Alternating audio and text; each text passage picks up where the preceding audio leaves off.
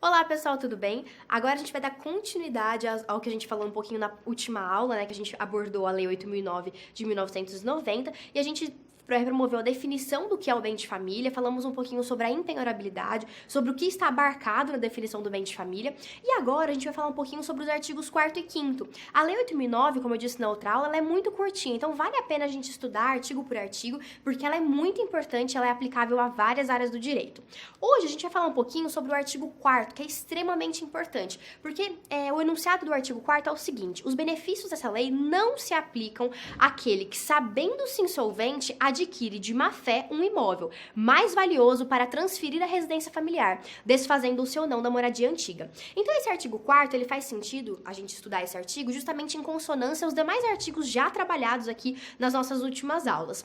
Porque a gente viu que a regra geral, né, do bem de família é justamente aquele bem imóvel em que reside, né, do pertencente ao casal ou ao núcleo familiar em que reside, portanto, essa família. E que o objetivo justamente desta lei é assegurar, é garantir, concretizar o direito à propriedade e a moradia previstos lá na nossa Carta Magna, na nossa Constituição Federal. Daí a importância dessa lei, ela vem efetivar uma garantia que está expressa na nossa Constituição. A questão aqui do artigo 4º é justamente essa ressalva, né? Bom, a gente vai tutelar aquela pessoa que tenha boa fé, aquela pessoa que esteja agindo realmente honestamente, que tenha o bem de propriedade, bem imóvel para a propriedade, para realizar efetivar a moradia, o direito à moradia da sua família, né? Sua e da sua família. Aqui no artigo 4º, portanto, está dizendo que todos aqueles benefícios que a gente disse sobre a impenhorabilidade do bem de família, né, salvo as exceções do artigo 3º, elas não se aplicam quando o insolvente, ou seja, aquela pessoa devedora, ela sabe que ela é insolvente, ela sabe que ela tem aquela dívida e ela adquire um outro bem mais valioso, né, tornando este bem, portanto, um bem de família, a fim de não responder ou de responder em menor proporção à dívida que ela já tem, ao débito que ela já tem, né, e que será cobrado por meio de uma execução. Então aqui é justamente essa ressalva, é tutelar efetivamente o direito à moradia e sendo vedado, portanto, qualquer atitude fraudulenta ou que seja realizada com má fé.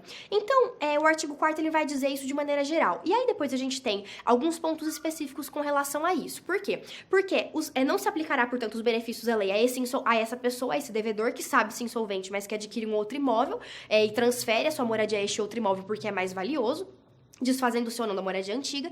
E aí, nesse caso, o juiz ele pode transferir a impenhorabilidade do bem para a moradia anterior, não para a moradia adquirida, que tenha um valor econômico maior. Mas o juiz pode fixar a impenhorabilidade na moradia antiga, anulando ou não a nova aquisição, o contrato de compra e venda celebrado, cujo objeto é esta moradia de maior valor econômico.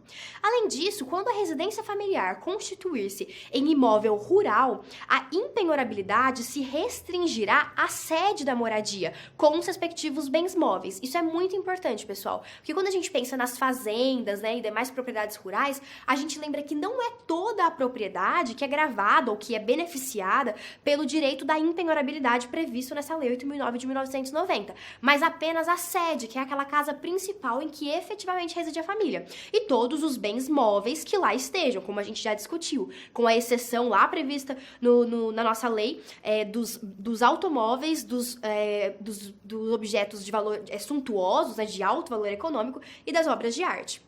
E agora a gente vai falar um pouquinho sobre o artigo 5º, que vai dizer justamente, né, que que o bem de família é esse único imóvel utilizado pelo casal ou pela entidade familiar para a moradia permanente. E aí vocês podem me perguntar, mas se o núcleo familiar ou o casal tem mais de um bem imóvel? Nesse caso, é necessário que seja ou o bem que eles efetivamente residam, ou se a intenção for resguardar da impenhorabilidade um outro bem imóvel que lhes sejam de propriedade, é necessário que haja o efetivo registro de imóveis competente. Então, é necessário que haja o registro desse casal, desse núcleo familiar, manifestando qual dos bens imóveis que eles têm que há o desejo que seja gravado como bem de família, recaindo, portanto, o benefício da impenhorabilidade.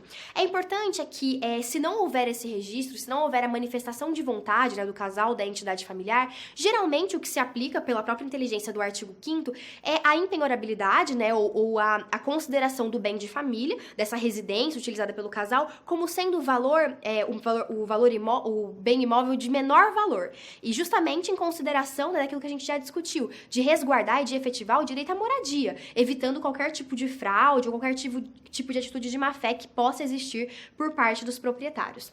Pessoal, por hoje é só, a gente se encontra nos próximos cursos. Obrigada!